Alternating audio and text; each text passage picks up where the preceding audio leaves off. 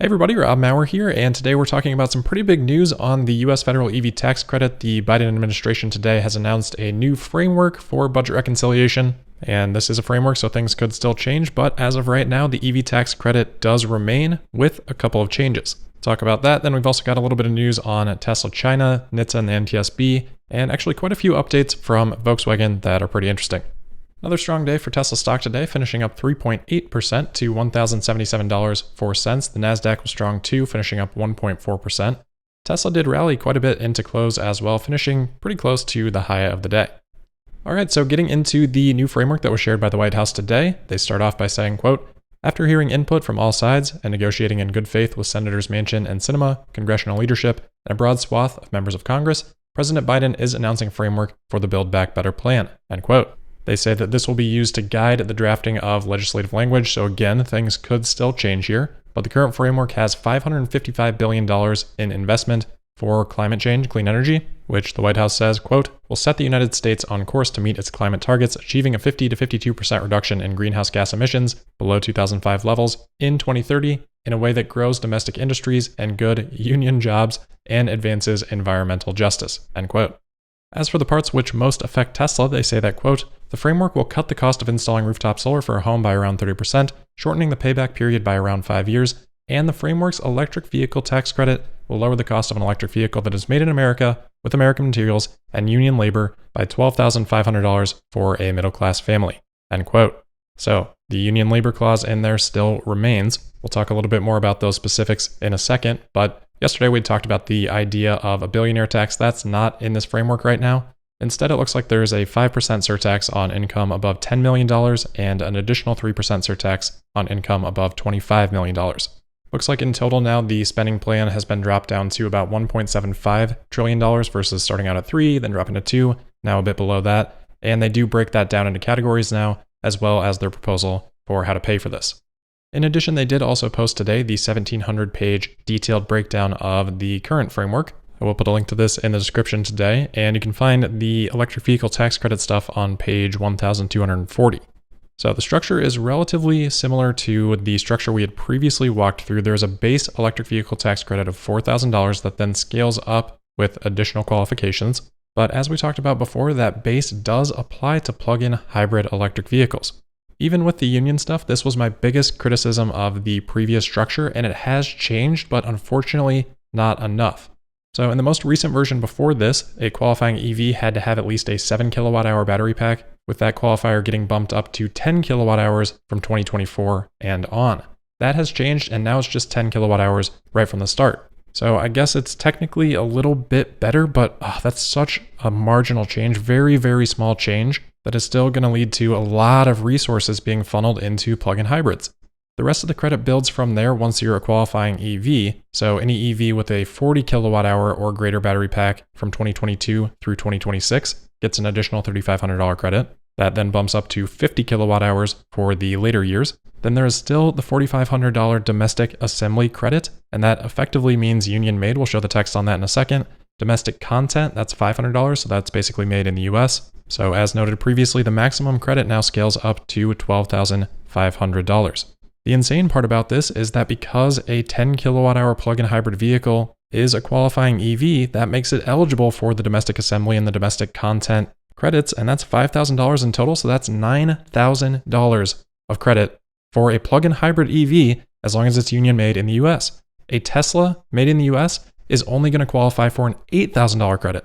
So it's a huge credit for Tesla, and there's a lot to understand with this credit, and we'll talk a little bit more about that, but it's just extremely frustrating to see this structure still remain, because it's a huge waste of resources. It just ensures that we fall behind in actual new energy vehicle technology as automakers waste their time, their development, their resources on shoehorning two powertrains together, when clearly Tesla has shown that to make a competitive electric vehicle, you've got to build it from the ground up. This creates a huge incentive structure to do exactly the opposite. And how is a $9,000 credit justified for a vehicle that only has 10 kilowatt hours of batteries, which at most costs $1,500? I've been pretty clear that in general, I think the credit across the board is too high, but this especially is egregious and just doesn't make sense. So setting aside anything to do with Tesla, I'm just extremely disappointed to see that remained as a concerned citizen. If you feel the same, contact your legislator. That might have helped move the bar up from 7 kilowatt hours to 10 kilowatt hours at least, and maybe if more people are more vocal about it, things can change again. Anyway, back to the rest of the structure. As it was before, this would expire after 2031. There is no cap per manufacturer. The credit is refundable, but it does not appear to be retroactive. The terminology says it's based on when the vehicle is acquired, so I assume that's based on delivery date rather than order. That gets asked a lot. But I am actually a little bit confused on the beginning date, because under the effective dates section on page 1260, it says, quote, "The amendments made by subsections A, C, and D of this section shall apply to vehicles acquired after December 31st, 2021. And then it says, "The amendments made by subsection B shall apply to vehicles acquired after December 31st, 2022. If I'm reading this correctly, subsection B is the per vehicle amounts, where it starts with that base amount 4,000, builds up from there. So I'm really not sure on how to piece this together, because how legislation is written is it kind of ties back to the old legislation. You have to go and look up those sections, and the section labels are very confusing to me. But if anyone with more experience in that area wants to help me crack that, I definitely welcome that help. Maybe that means the old structure stays through 2022 and then the new structure starts in 2023. I'm really not sure on that piece. So again, please let me know if you do have more info on that. Anyway, as for those details on domestic assembly, that remains the same. So that's the $4,500 credit. That does require final assembly by a factory operating under a collective bargaining agreement, so union.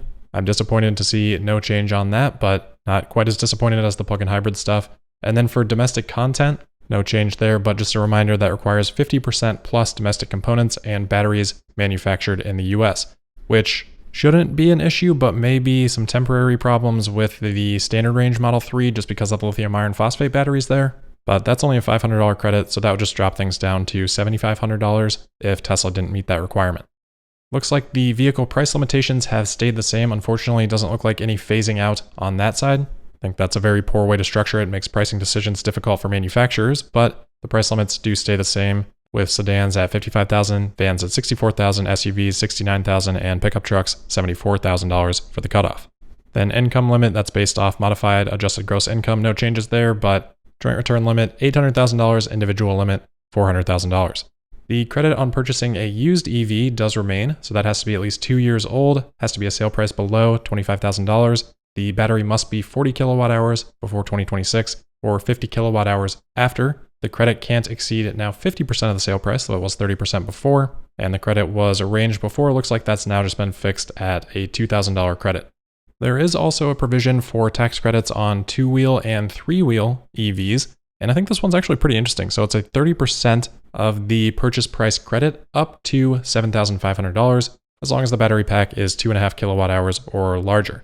So that's going to be huge for companies like Zero making electric motorcycles. And it's been a while since we've talked about it, but if this goes through in this current structure, huge news as well for Arcimoto. They'd be going from having no federal tax credit to then about a $5,000 tax credit on those vehicles. So it's a really, really, really small part of my portfolio, but I do actually still have those shares from back when we talked to Arcimoto CEO Mark Frohnmeyer, and I did actually add a little bit to that today, as it's a pretty big win for the company if the market understands that.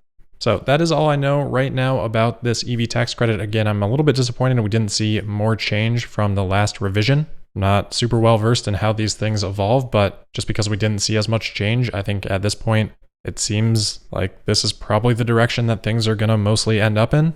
So, I mean, we've already seen Tesla's wait times without an $8,000 credit. It's about to get pretty crazy, I think, if this does go through. Tesla should be ready to bump up prices again. They've got a little bit of room on the Standard Range Plus Model 3 and the long range version, about $5,000 on the long range before they hit that $5,000 cliff. I'm not sure how that works with options, so we'll have to learn a little bit more about that. But then on the Model Y, they've got room to bump that up too. And really, there's not another option, right? Like Tesla can just sit there and not bump it up and have, I don't know, a 2-year, 3-year long wait time, but it's just a waste of opportunity then. And Tesla can use that margin to fund other things like a lower margin on solar or more service, more superchargers. Wherever Tesla feels like, okay, maybe it's not the best return of money, well, it's going to be a better return than just sitting there and not raising prices and not getting that money in the first place. So it's going to be a very interesting period of time here if this does end up going through. And again, we'll keep an eye on it for any news, just as we have been doing so far. And again, if you're not happy with something in there, write your legislators.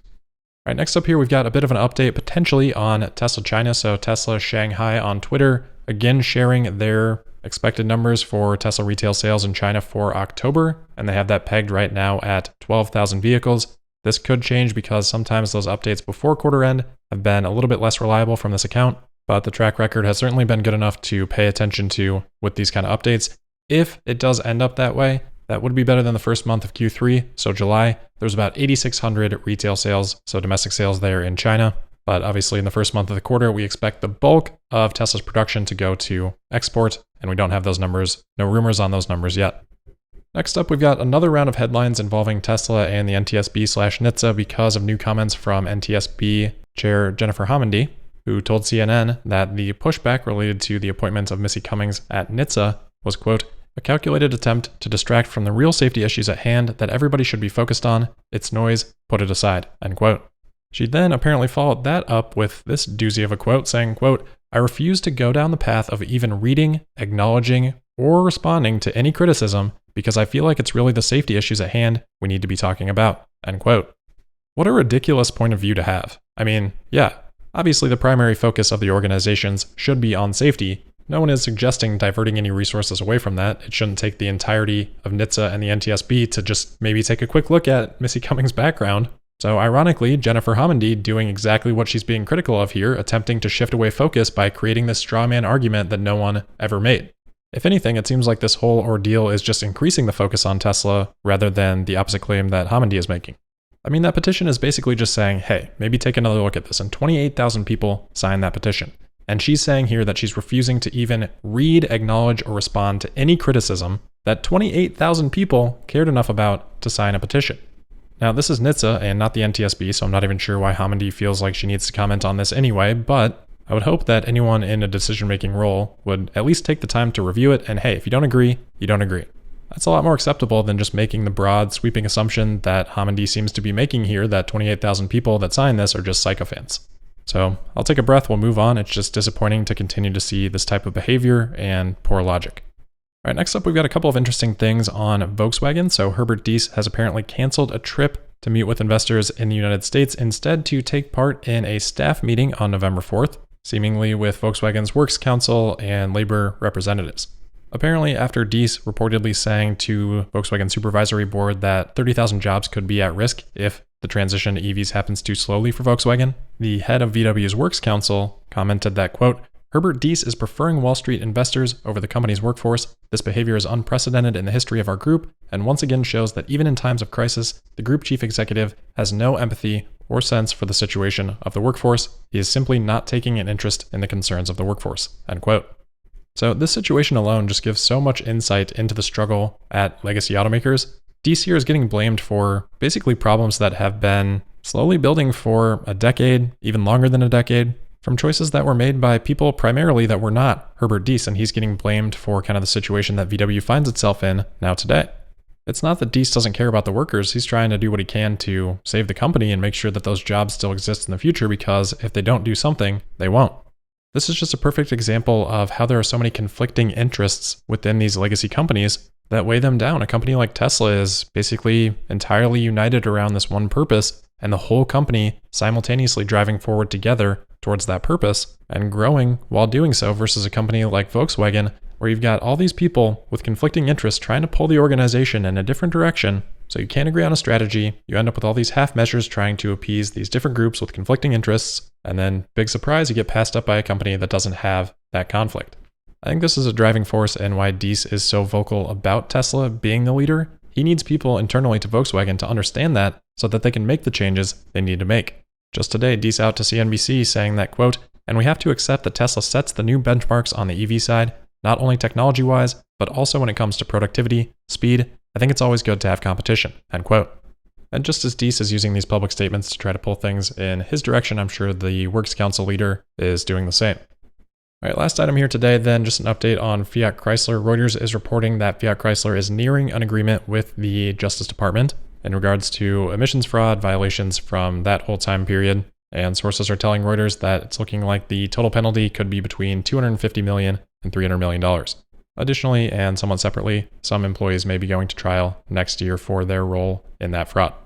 So a lot going on today. Again, I will put the link to the detailed framework down in the description. Again, the EV stuff's on page 1240, so if you notice anything that seems different than my interpretation, please let me know. And apologies if I've been a little bit too riled up when discussing some of these topics. It just gets a little bit frustrating, and I think the accumulation of some of these things has kind of built up. And as I've said before, it kind of just makes me sad, but hey, there's a lot of reason to be optimistic too. And thankfully, we know Tesla's going to work as hard as they can to get through any obstacles. So that is where we'll leave it for today. As always, thank you for listening. Make sure you're subscribed and signed up for notifications. You can also find me on Twitter at Tesla Podcast. And I'll see you tomorrow for the Friday, October 29th episode of Tesla Daily. Thank you.